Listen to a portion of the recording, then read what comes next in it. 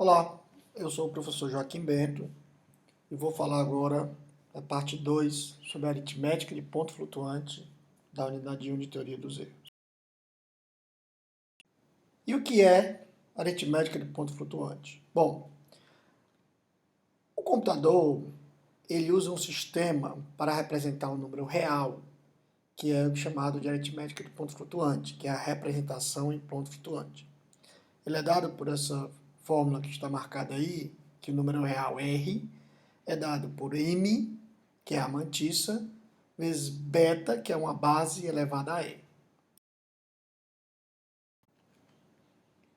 Ou seja, se você tem um sistema beta, T, L, U, tem-se que a base beta é maior ou igual a 2, é a base que a máquina opera, por exemplo, base 2, base 10. O E é o expoente do número, que é no intervalo entre L e U, onde L é de lower, que é o menor expoente, e U é de upper, que é o maior expoente. E M é uma mantissa, que é dada por mais ou menos 0.D1, D2 até DT, onde T é o número de dígitos da mantissa. Ou seja, se eu tenho 10 dígitos, eu tenho 11 dígitos, eu tenho 20 dígitos. E cada DI desse vai de 0 a beta menos 1. Ou seja, se a base é 10, vai de 0 a 9. Se a base é 2, vai de 0 a 1. Sendo que o primeiro dígito, o D1, significativo, não pode ser igual a 0. Por uma questão de convenção. O primeiro dígito significativo. Os outros podem, o primeiro não.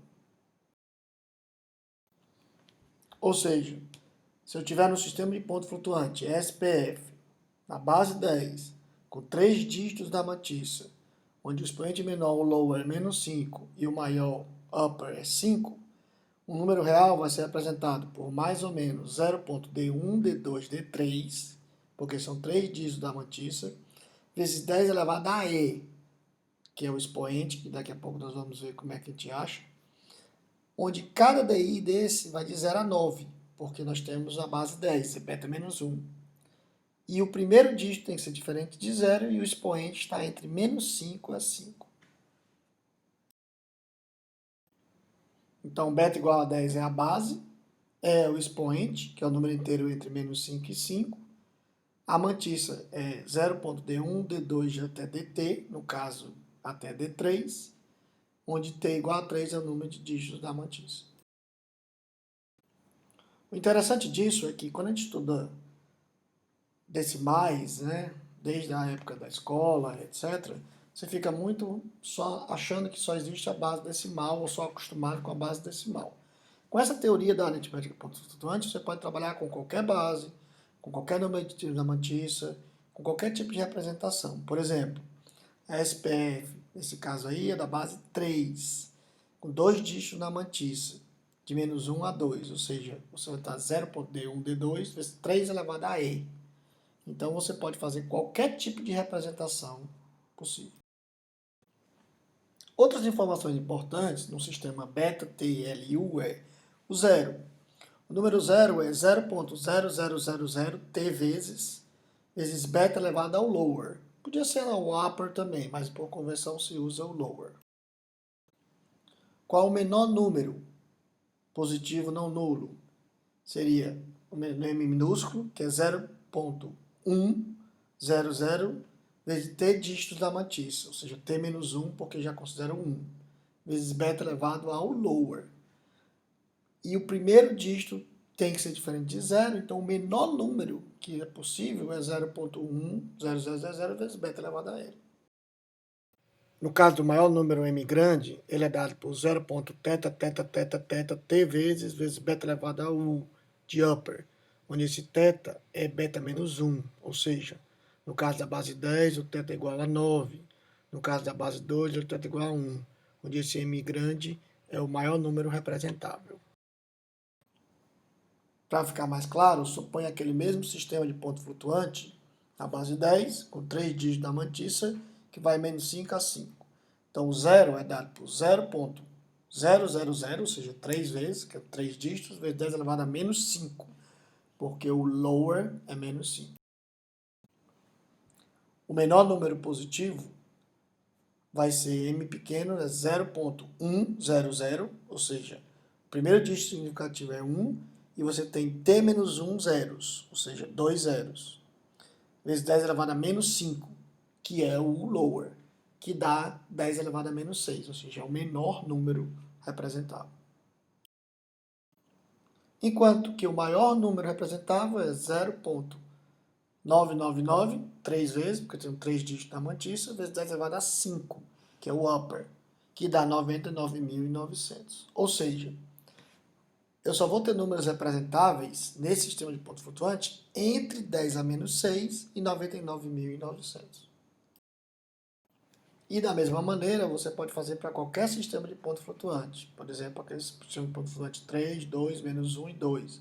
Você pode achar o zero, o menor número positivo, o maior número positivo e assim sucessivamente. Você pode inclusive tirar outras informações, que é o número máximo de estimativas positivas, o número máximo de expoentes, o número de elementos positivos representáveis, enfim, informações extras que não são tão importantes para a gente no momento, mas que podem adicionar alguma informação. No caso, então, daquele sistema da base 10, com 3 dinamativos menos 5 a 5, você pode calcular esses valores, ou seja, o número máximo de estimativos positivos, que dá 900, o número máximo de expoentes possíveis, etc. A mesma coisa para o sistema 3, 2, menos 1 e 2. As mesmas informações.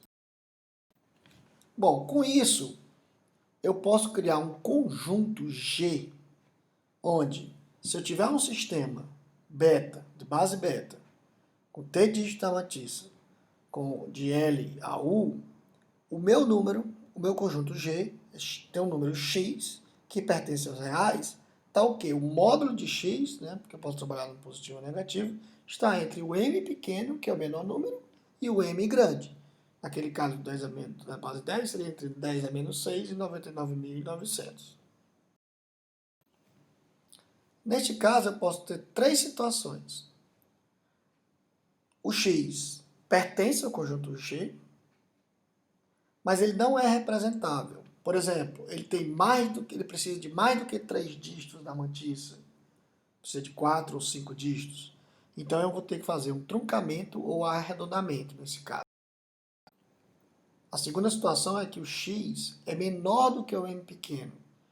Então ele não é representável. Eu não consigo representar na minha máquina. Então ele dá um underflow. E a terceira situação é quando o X, ou o módulo de X, é maior do que o M grande, que eu também não consigo representar na minha máquina.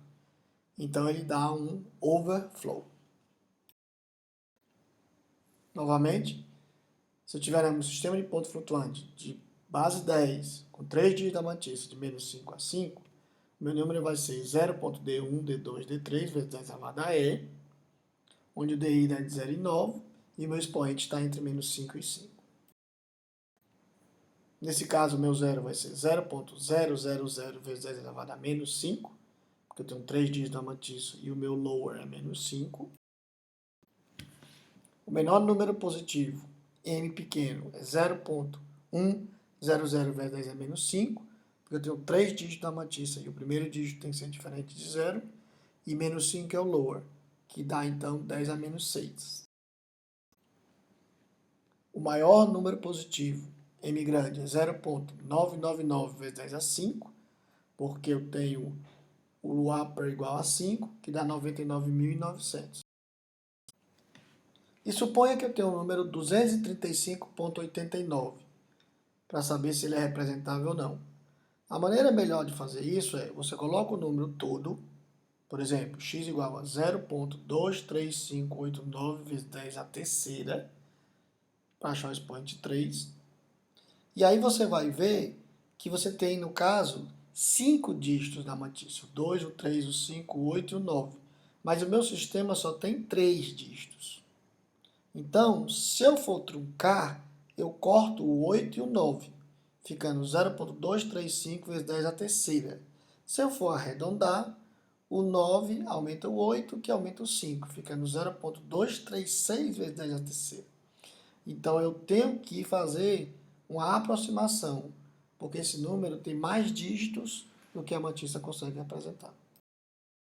O mesmo vale para qualquer sistema de pontos flutuantes. No caso do sistema da base 3, com 2 dígitos da mantissa de menos 1 a 2, você pode calcular o zero, o menor número positivo, o maior número positivo, e você pode também fazer arredondamentos e truncamentos para determinados números. Você pode inclusive mostrar que a aproximação em ponto flutuante, ela gera um espaçamento que vai mudando dependendo do problema. E você pode ver inclusive a representação na reta real. Isso é mais uma curiosidade. Uma informação importante também é essa parte de precisão simples e dupla, porque muitas vezes a gente não entende muito bem qual a diferença de 32 bits para 64 bits, ou acaba decorando, mas o 32 bits é porque você tem 1 bit de sinal, 8 bits do expoente e 23 bits da mantissa.